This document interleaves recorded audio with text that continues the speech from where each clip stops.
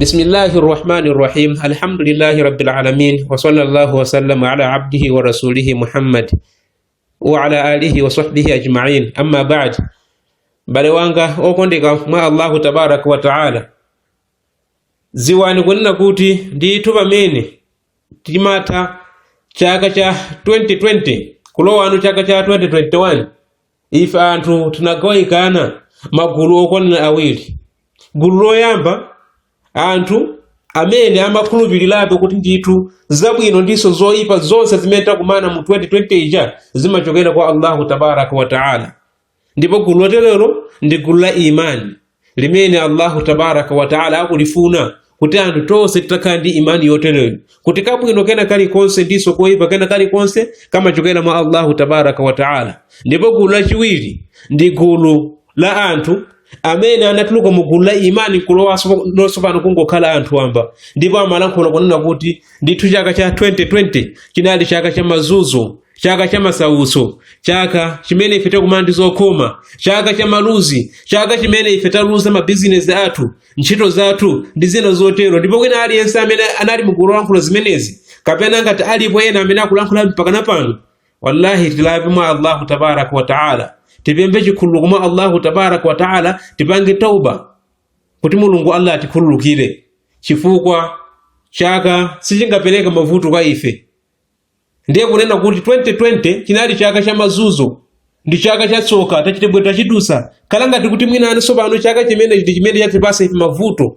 Chonsechi tikulankhula nkhani yokhuza ndi COVID-19, nthenda ija imene yagwedeza komanso nafalikira mayiko osiyanasiyana pano pa dziko lapansi.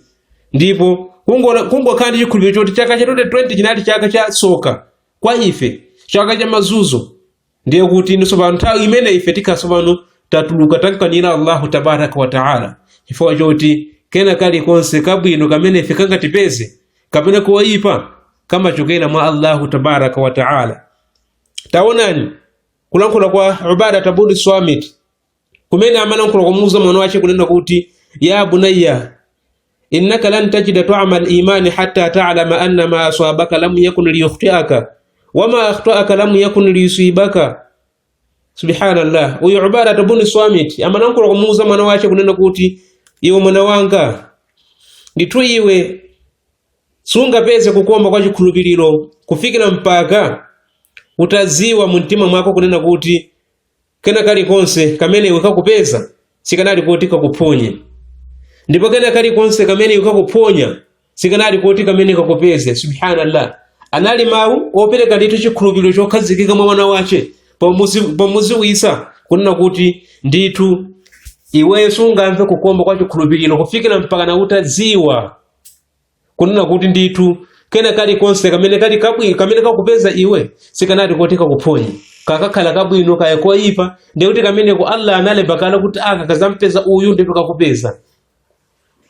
Komanso kamene kakuphonya kaya kabwino kaya koyipa ndiye kuti kamene kuuziwa kuti kamene koko sikanali kuti kakuphonye, ndipo chifukwa chake kakupeza kamba kuti Allahu tabaraka wa taala ana akulembera kuti aka kampeza okuti ndipo kakupeza. Choncho zimenezo zagona kazikhala ku zinthu zabwino zotisangalatsa ife, kakumbali ya chuma, kakumbali ya ana, china chilichonse ngati chili chabwino choti ife tachipeza ndiye kuti zoti kameneko chikuchokera kwa Allahu tabaraka wa taala. Kayakhala mavuto chimozimozinso monga mmene tadusira nyengo ija imene yakhuza ndi COVID-19, nthenda imene yagwedeza pano pa dziko lapansi. Munthu wina aliyense amene ali Msilamu, munthu wa imani yenene akuyenera kudziwa kuti nthenda imeneyi ndi Allahu tabaraka wa taala amene anayichita nthenda imeneyi, ndipo Mulungu ndi amene akudziwa kena kalikonse kokhuza nthenda imeneyi. Ndipo munthu sangalankhule zina zili zosapokapoka tizithamwira kumaona kusemphana. Nchifukwa chake anthu amalankhula kumambiri okuja nthenda itangofika ena amakamba kuti nthenda imeneyi ikumafana ndi mpweya, munthu ungokuma mpweya umeneyo umakhala basi nthenda woyitenga. Zikanakhala kuti zimene amalankhula anthu kumambiri zinzoona, bwezi ino ndino lero tikupezeka bwezi chaka chimene chitira chilo cha 2021 sizikanatheka. Ndiye kuti zina anthu akumangokamba amene akuoneramo ndiye kuti sakuziwa chinsinsi chenicheni cha nthenda imeneyi kungopatula Allahu tabaraka wa taala yekha ndi amene akuziwa. Ndiye munthu kulankhula kunena kuti chaka cha 2020 chija chinali chaka cha tsoka, chaka chimene ife takumana ndi mazunzo, chaka chimene ife taluza zintchito zathu, wallahi tikusemphana ndi chiphunzitso cha Islamu.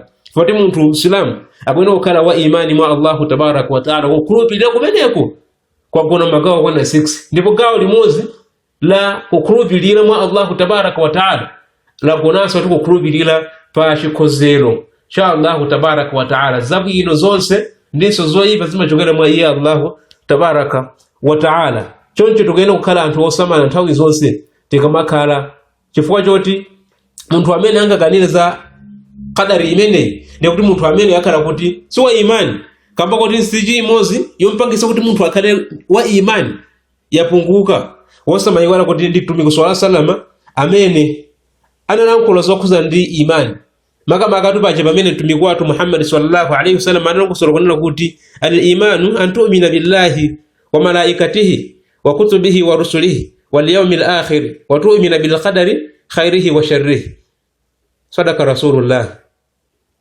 Tumika makapa kunena kuti imani ndiko kuti ukhulupirire mwa Allahu tabaraka wa taala, komanso ukhulupirire za angelo ake, komanso ukhulupirirenso za mabuku onse amene anasisa Allahu tabaraka wa taala kwa azitumiki ake, komanso ukhulupirirenso za azitumiki onse amene anabwera pano pa dziko lapansi, komanso ukhulupirirenso za tsiku lomaliza kuti lilipo, komanso ukuyeneranso kuti ukhulupirire za chikhozero chake cha Allahu tabaraka wa taala. Zabwino ndiso zoyipa zonse zimachokera mwa iye Allahu tabaraka wa taala. Choncho imene ndi imani. Ndiye munthu amene angakane za chikhozero chimenechi, mungangati mmene anthu akulankhulira kapena mmene akhala akulankhulira kunena kuti 2020 chinali chaka chimene chabwera ndi mazunzo, 2020 ndi chaka choyipa. Subhanallah, subhanallah. Tiye tipanga toba tibwere mwa Allahu tabaraka wa taala, chifukwa choti ndi mawu amene Allahu tabaraka wa taala amadana nawo kwambiri. Tachitenga chaka chimene chokhala ngati kuti mwina ndi chimene chikubweretsa chani, chikutipasa ife mavuto.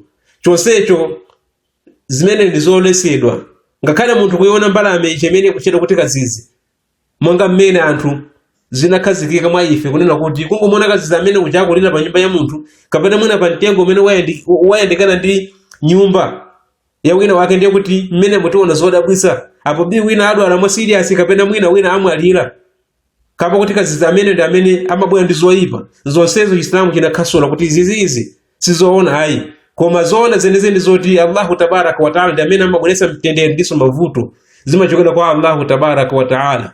Kena kali konse kali m'manja mwa Allah, kamba kuti iye ndi amene akuyendetsa dziko lino, iye ndi amene akuchita china chilichonse.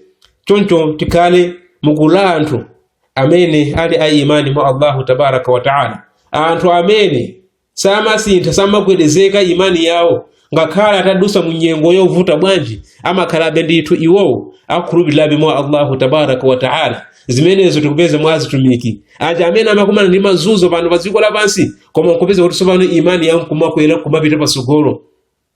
Ndiye tikhale mugulu anthu opirira, komanso nakhala ndi maganizo abwino mwa Allahu tabaraka wa taala, kuti kana kali konse kakamachitika ndithu kamene kumachitika chifukwa cha Allahu tabaraka wa taala. Wa akhiru da'wana alhamdulillahi rabbil alamin. Wassalamu alaikum wa rahmatullahi wa barakatuh.